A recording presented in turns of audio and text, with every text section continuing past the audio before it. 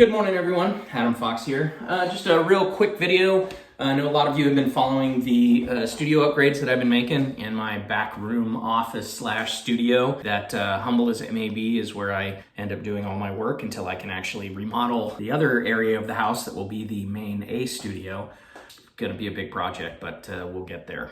So anyway, today I just wanted to come to you because I'm at that point where we've painted, we patched and painted and got all the kind of things organized and where we want them to be. And today we are putting up the soundproofing foam. Now first, I want to specify that this is not soundproofing foam.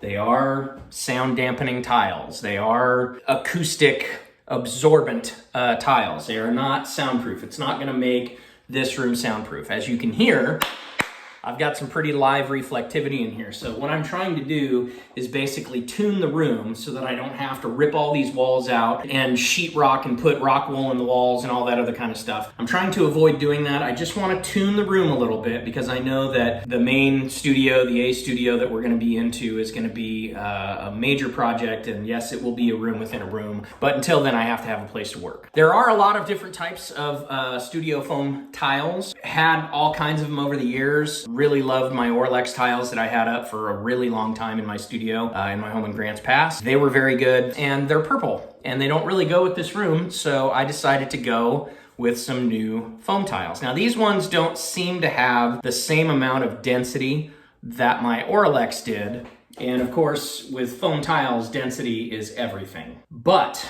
the good news is that I think that they will probably do a good enough job that I can, in steps, start to tune this room. And the first thing I need to do is calm down this really live reflective surface behind the computer. So in doing that, I'm gonna give you some tips today to make your life a lot easier because I've done this many times and there are some things that I just do by default that help me to ensure the proper application and the best results from these tiles. First thing you're gonna need to do, of course, is unpack your tiles. And tiles are gonna have a lot of different patterns and makeups with them. So the best thing that I like to do is I like to dry fit the tiles first. I like to lay the pattern out so I know what the pattern's gonna look like. Your layout can definitely take a lot of different shapes. I just got these off Amazon. They were, $20 for 6 tiles or whatever they were. These tiles were packaged back to front. So they're an exact mirror image of the other tile that was in that particular 2-pack. Not 2-pack, but 2-pack piece. With these tiles, I don't know if they're necessarily going to work as well as the Orlexes, but I do like the fact that they have many different heights. As you can see, the tiles have different heights, and what that's gonna help to do is it's gonna help to diffuse that sound when it's hitting the tile. The more uneven surfaces you have in these tiles, the better it's going to diffuse that sound as it hits those absorbers. And of course, you can see good examples of this with people that have absorber walls where they build wooden columned blocks, square blocks that come out, and they're all at different distances and all at different heights. And that helps to not give the sound a reflective surface to bounce back off of. It takes that sound and diffuses it. So with these tiles that I've got here, I've already got my first tile up and I'll tell you what I did to get there. So what you're gonna wanna do first is to measure the wall surface that you're working with. This house was built in '64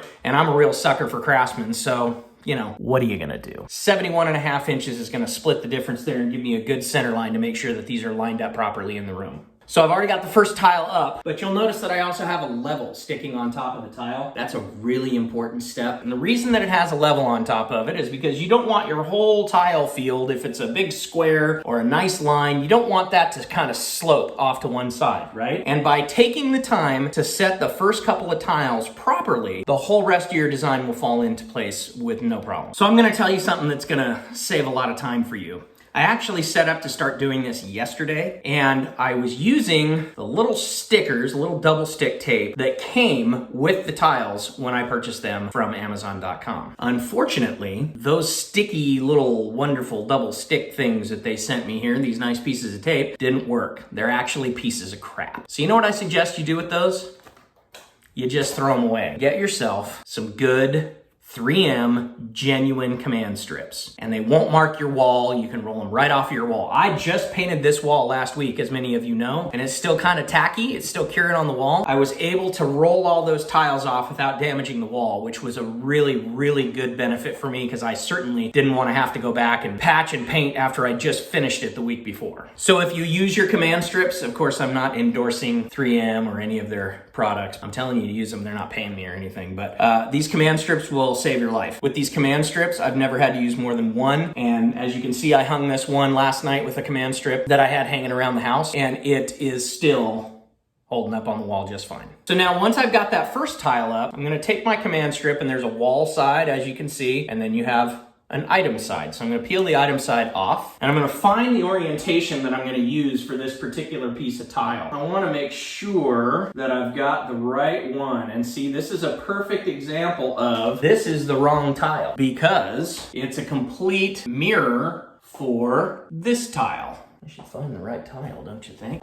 And I've got okay, and I want to find the right orientation for this tile of how it's going to go up there. Now, as I mentioned, these were mirror imaged when they were packed. So the positive space filled into the negative space here, and they made one thick tile for packaging purposes. So once I've got my strip and I have my item side, I'm gonna come up here and I'm just gonna dry fit this tile real quick. And that's exactly what I want. I already know the other tile is level because I've got a level on it. So I'm gonna take this command strip now that I've dry fit it, and I'm gonna set it dead center of this tile. I'm gonna stick it on there real good. Make sure you get a good press on there. Make sure there's no little edges curling up here on these. Make sure that it's adhering to the tile because this is a soft and porous surface. So it's already got an uphill battle to stay on there. Once that's done, peel off the wall side. Just one of these is gonna do it. And I'm gonna dry fit that back in there again. I know my first tile is level, so I'm gonna make sure this one lines up exactly where I need it to be. I'm gonna place that on the wall. Just gonna give that a good little push. That tile is now up on the wall. I do a little fit like that, and we're still level. We're still good to go. Okay. And you can make adjustments to them where you need to. You can kind of tweak them, especially with these first couple. You want to make sure the first couple go down well because you're working from the center out on these lines, and you're going to be stacking lines on top of them. So it's important to get these first couple of tiles laid properly and dead center.